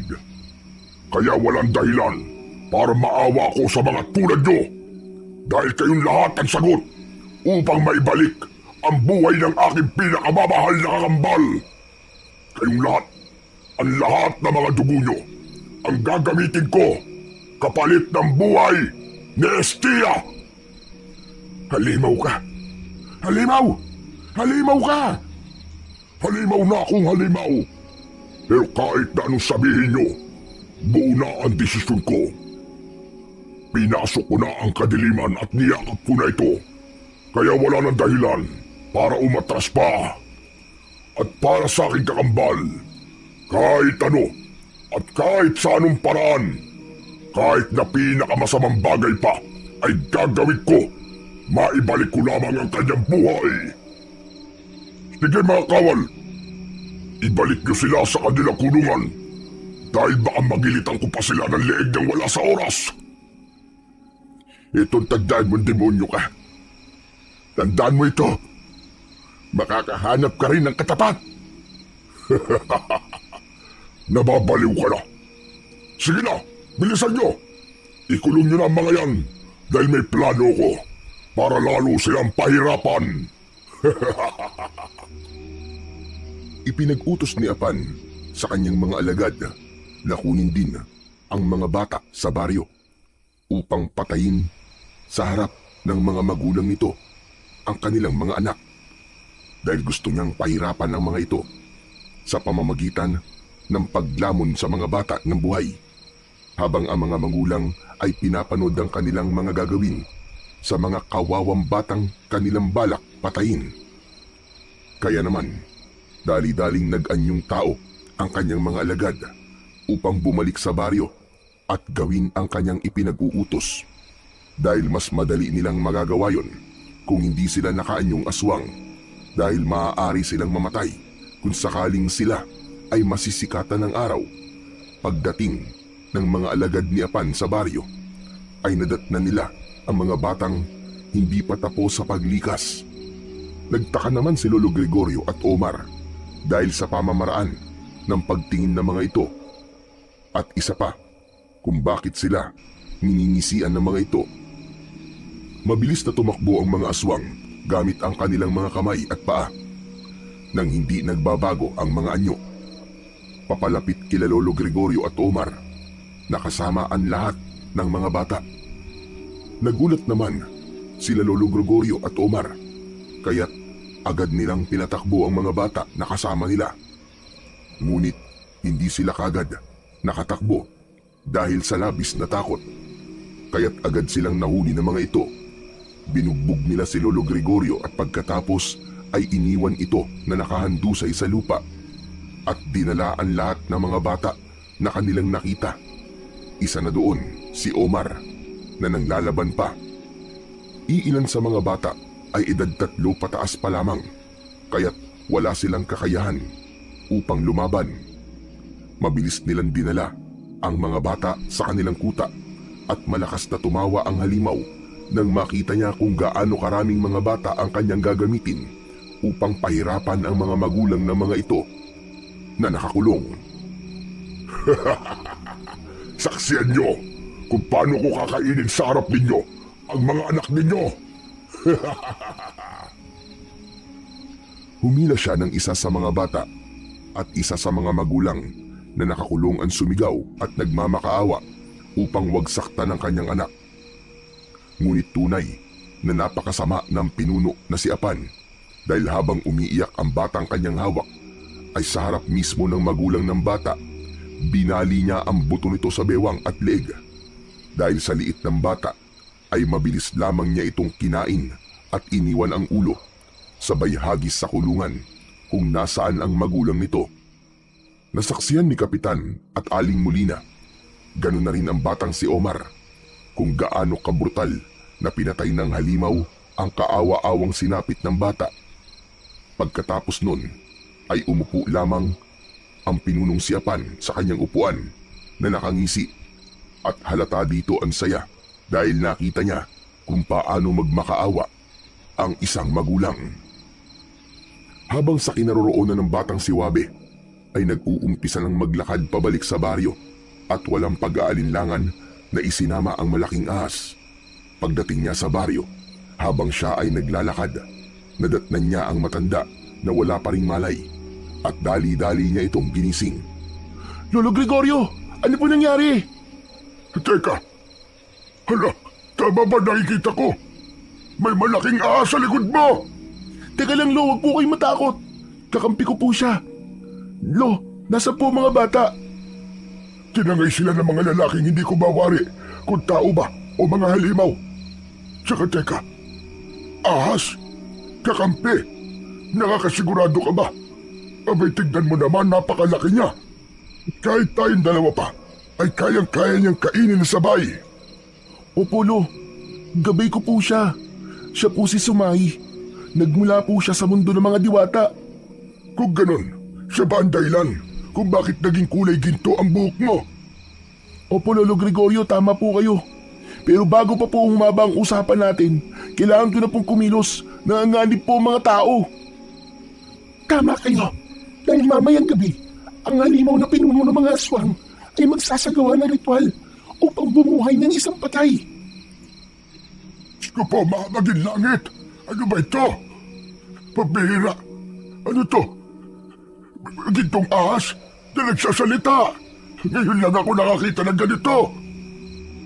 Hindi pa nakapagsasalita ang batang si Wabe ay agad nang nawalan ng malay ang matanda dahil sa pagkabigla nang marinig niyang magsalita ang ahas. Kaya naman, binuwat ito ng walang kahirap-hirap ni Wabe at ipinasok sa barangay. Doon ay iniwan niya ito at nagpatuloy na sinundan niya ang malaking ahas kung saan ito patungo hanggang sa dumating sila sa isang malaking kuweba. Doble yun sa laki ng kuweba na kanyang tinutuluyan. Nagdesisyon siya na hindi mag-ingay upang hindi mapansin ng kalaban. Nagpaiwan naman ang malaking ahas sa labas ng kuweba, ngunit nangako ito na kapag dumating ang oras na kakailanganin niya ang tulong, ay mabilis siyang susunod sa batang si Wabe. Dagdag pa nito na anumang bagay ang kanyang hahawakan ay maaari niyang gamitin upang gawing sandata. Tumango naman ang batang si Wabe at tumuloy na sa pagpasok sa kuweba. May mga nadaanan itong bantay na may hawak na palakol, ngunit tahimik niya itong nilapitan. Hindi naman siya napansin ng mga ito dahil nakapikit ang mga aswang na nagbabantay, kaya nagkaroon siya ng pagkakataon kaya't maingat siyang tumungtong sa isang bato at pareho niyang binali ang mga leeg ng mga ito. Pagkatapos noon ay kinuha niya ang 2 palakol na hawak ng mga ito. Nagkulay ginto ito. Pagkatapos ay dumiretso na siya sa loob. Sa pagkakataon to, mababayaran ko na ang utang na loob ko sa mga taong nagpakita sa akin ng kabutihan. Gumilid siya At hanggang sa pagkakataon na yon ay hindi pa rin siya napapansin ng pinuno ng mga aswang na harimo doon. Ngunit dahil malakas ang pang-amoy nito, nalaman niyang maliban sa biyag ay may ibang tao ang naroroon, kaya't ipinag-utos niya na hanapin kung sino man ang nakapasok sa kanilang lungga. May ibang tao sa paligid. Naaamoy ko siya. Hindi siya ordinaryo dahil naaamoy ko sa kanya ang isang mutya. May taglay siyang mutya. Magmadali kayo. Hanapin niyo kung sino man ang lapastangan na pumasok sa ating teritoryo. Madali kayo mga lagad! Narinig yun ng batang si Wabe, kaya't lalo pa niyang pinag-ingat ang kanyang pagtatago. At kahit naman malalakas ang kanyang mga kalaban, ay may katangan ang mga ito dahil dinadaan-daanan lamang siya. Sumunod din ang kanilang pinuno upang tumulong sa paghahanap sa kanya. Kaya naman, nagkaroon siya ng pagkakataon upang mapalabas ang mga biyag. Ngunit sa kanyang pagmamadali ay sumabit ang kanyang damit. Kaya't maingat niyang hinubad ito at nagpatuloy na. Wabe? Wabe, ikaw ba yan? Huwag po kayo maingay, Kapitan. Habang abala po ang mga aswang sa paghanap sa akin, ilalabas ko na po kayo dito. Diyos ko, maraming salamat sa iyo, Wabe. Hindi mo ako binigo. Pero, paano tayo lalabas dito? Kahit na makalabas kami sa kulungan ito, mahihirapan pa rin tayong makalabas ng kuweba. Maraming aswang sa labas. Ako na pong bahala dun. Tara na po. Ubod lakas niyang hinampas ang palakol sa kadilang nakatali sa pintuang kulungang bakal. Matapos nun, ay inilabas niya ang lahat ng nandoon. Pagkatapos ay isinunod niya ang katabing kulungan hanggang sa makalabas na ang lahat ng mga biyag. Ngunit agad na nakabalik ang mga aswang, kaya nakita sila ng mga ito. Lapastangan! Ang lakas ng loob mo para salungatin ang aking mga pinaplano. Sino nagbigay sa iyo ng pahintulot upang palabasin ang mga biyag? Anong karapatan mong batang kutong lupa ka upang gawin ito? May karapatan ako dahil tao din ako. At kung usapang karapatan, ikaw, hayop ka, demonyo ka. Ikaw ang walang karapatan na pumatay dahil isa ka lamang hamak na halimaw na nanggaling sa impyerno. Napakatapang mo naman para pagsalitaan ako ng ganyan. Sino ka ba para pakinggan ko? Isa ka lang namang basura. Isang kutong lupa na isang tinis ko lang ay maaari ng mamatay. Kutong lupa? Basura? Nagkakamali ka. Dahil ang basurang nasa harapan mo ang siyang tatapos ng kasamaan mo. Teka iyo, ano ba pinagsasasabi mo? Halimaw ang nasa harapan mo. Papaalala ko lang sa'yo. Wala siyang awa. Siguradong hindi mo siya kakayanin, iho. Tumakas ka na. Huwag kayo mag-alala, Kapitan. Pagkatiwalaan niyo po ako. Kayang-kaya ko ang diablong buwang na yan. Pagkatapos ay sumigaw ang batang si Wabe upang tawagin ang malaking ahas at mabilis naman itong dumating. Ipinag-utos ni Wabe sa kanyang gabay na ahas. Nabigyan niya ng daan ang mga tao sa kabilang bahagi ng kuweba. Sinunod naman yun ng malaking ahas. Kaya naman, nang magkaroon ng malaking butas ang kabilang bahagi, ay mabilis niyang inutusan ang mga tao na lumabas. Sinunod naman yun ng mga tao. Ngunit bago pa tuluyang umalis ang pamilya ni Kapitan, ay may nakitang pilat si Aling Molina sa likuran ng batang si Wabe. Ngayon, tayo naman na magtuos! Halimaw ka! Ibabalik kita sa impyernong pinanggalingan mo! Pinaiinit mo ng gusto ang ulo ko. Papatayin kita, kutong lupa! Hindi! Nagkakamali ka, diablong buang! Ako ang papatay sa'yo! Ha! Mabilis na sumugod ang batang si Wabe. Napakaliksi nito na parabang isang ahas. Bawat daanan niyang aswang ay tinataga niya ng palakol sa likod ng leeg o sa harapan. Dahilan kung bakit agad silang tumutumba at bumubula ang bibig na parabang nalalason. Anong klaseng mutya ang nasa iyo? At bakit ganyan na lamang ang lakas na meron ka, bata? Bakit ha? Natatakot ka na ba ha, Diablong Buang? Hindi mo ko matatakot, bata. Hindi! Pagkatapos ay nagbagong anyo na rin ang pinuno ng mga harimo doon na si Apan. Naging kalahating baboy ramo ito na sa kanyang bandang paanan ay sa baboy ramo at sa bandang itaas naman ay kita pa rin ang kanyang malaking katawan. Habang ang mukha nito ay bahagyaring nagbago. Namula ang mga mata nito, lumaki ng sobra ang mga pangil na animo ay tari ng manok. Ang ilong naman ay sa baboy ramo. Grabe! Nakakadiri ka, pangit ang mukha mo! Mas lalo ka pang pumangit ngayon! Mabilis na nag-utos ang aswang na harimo doon na umatake ang mga natitirang alagad habang siya ay nagngingit-ngit sa galit dahil sa pangaasar na ginawa ng bata. Mabilis naman na bumakap sa kanya ang higanting ahas na si Sumahi. Naging sanggandikit sila ng pagkakataon na yon. Ngunit nang sila ay naging tagilid sa laban dahil sa mga aswang na parabang hindi nababawasan, isang bagong plano ang nabuo ng malaking ahas. Isigaw mo ang salitang Merkus sa tawan kapag sinabi ko medyo tagilid tayo dahil parang hindi sila nauubos.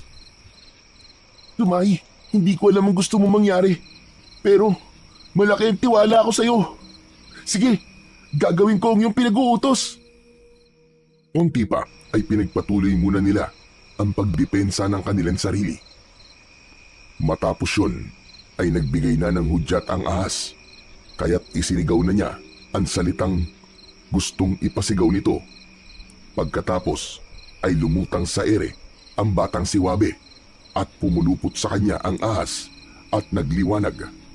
Nang mawala ang liwanag ay isang gintong baluti na ang kanyang suot at ang kanyang mga palakol ay naging isang kakaibang sandata. Para itong latigo, ngunit buntot ng ahas. Kaya't napangiti ang batang si Wabe sabay tingin sa kanyang kalaban. Dapat ganito yung pagbabagong anyo. Dapat gwapo rin. Wala akong pakialam kung ano pa ang itsura mo, Kutol Lupa. Pero gustong-gusto na kitang tirisin sa pagkakataon na ito. Eh di kung ganon, maglaban na tayo ulit. Tapusin na natin to. Nag-umpisa ng sumugod ang mga kalaban.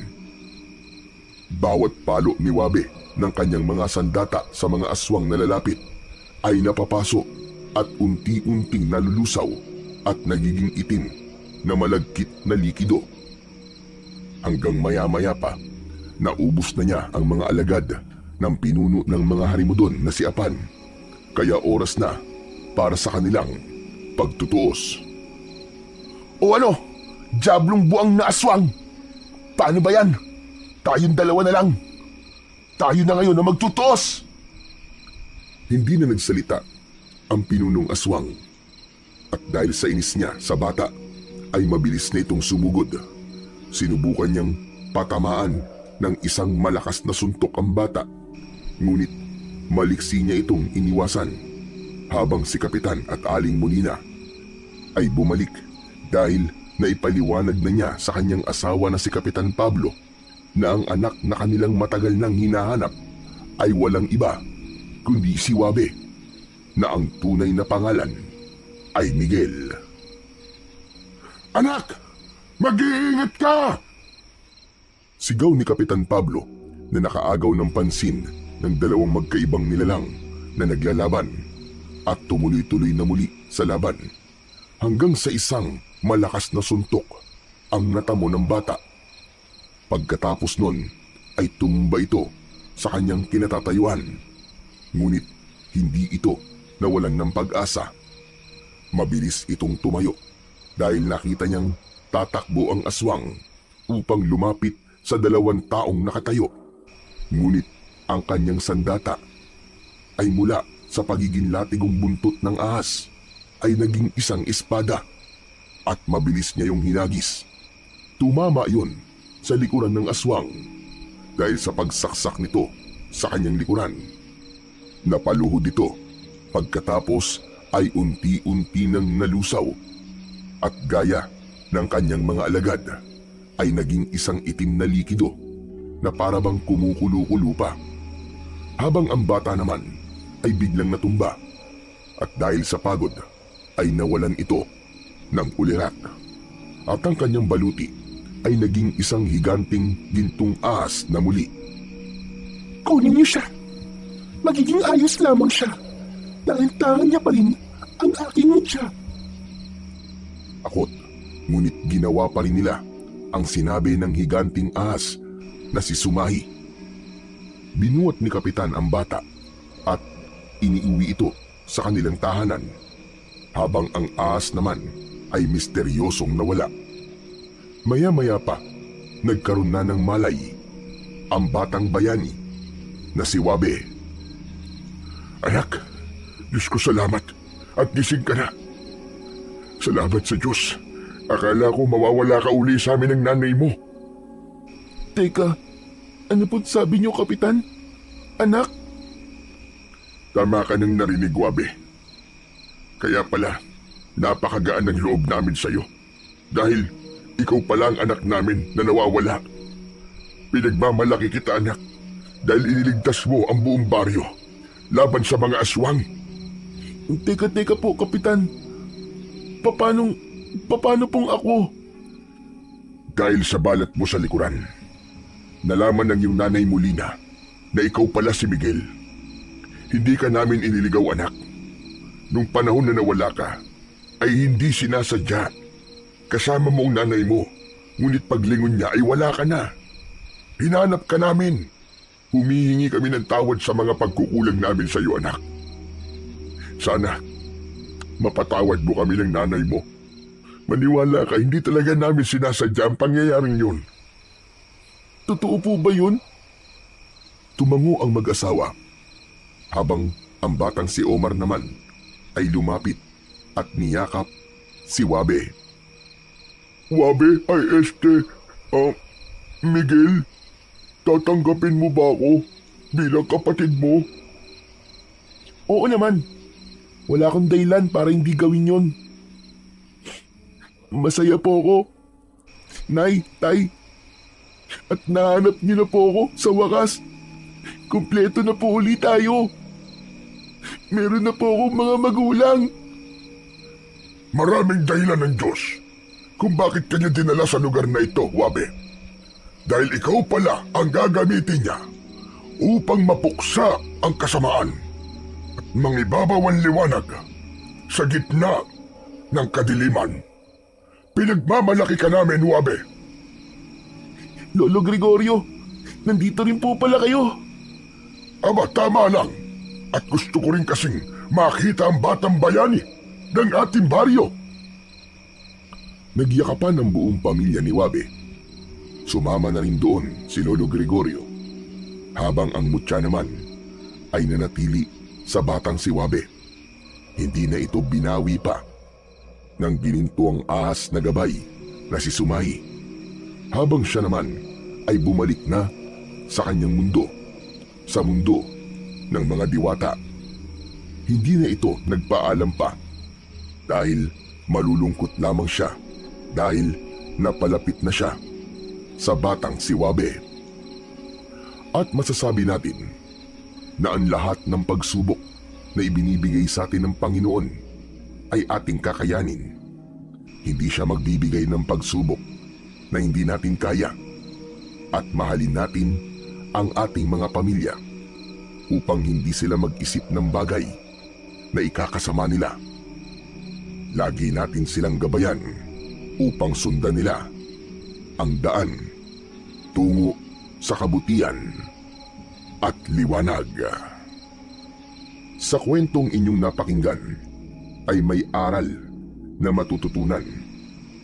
Sa kabila ng mga taon ng pagdurusa at kalungkutan ni Wabe, natagpuan niya sa huli ang tunay na kahulugan ng pamilya at pag-ibig.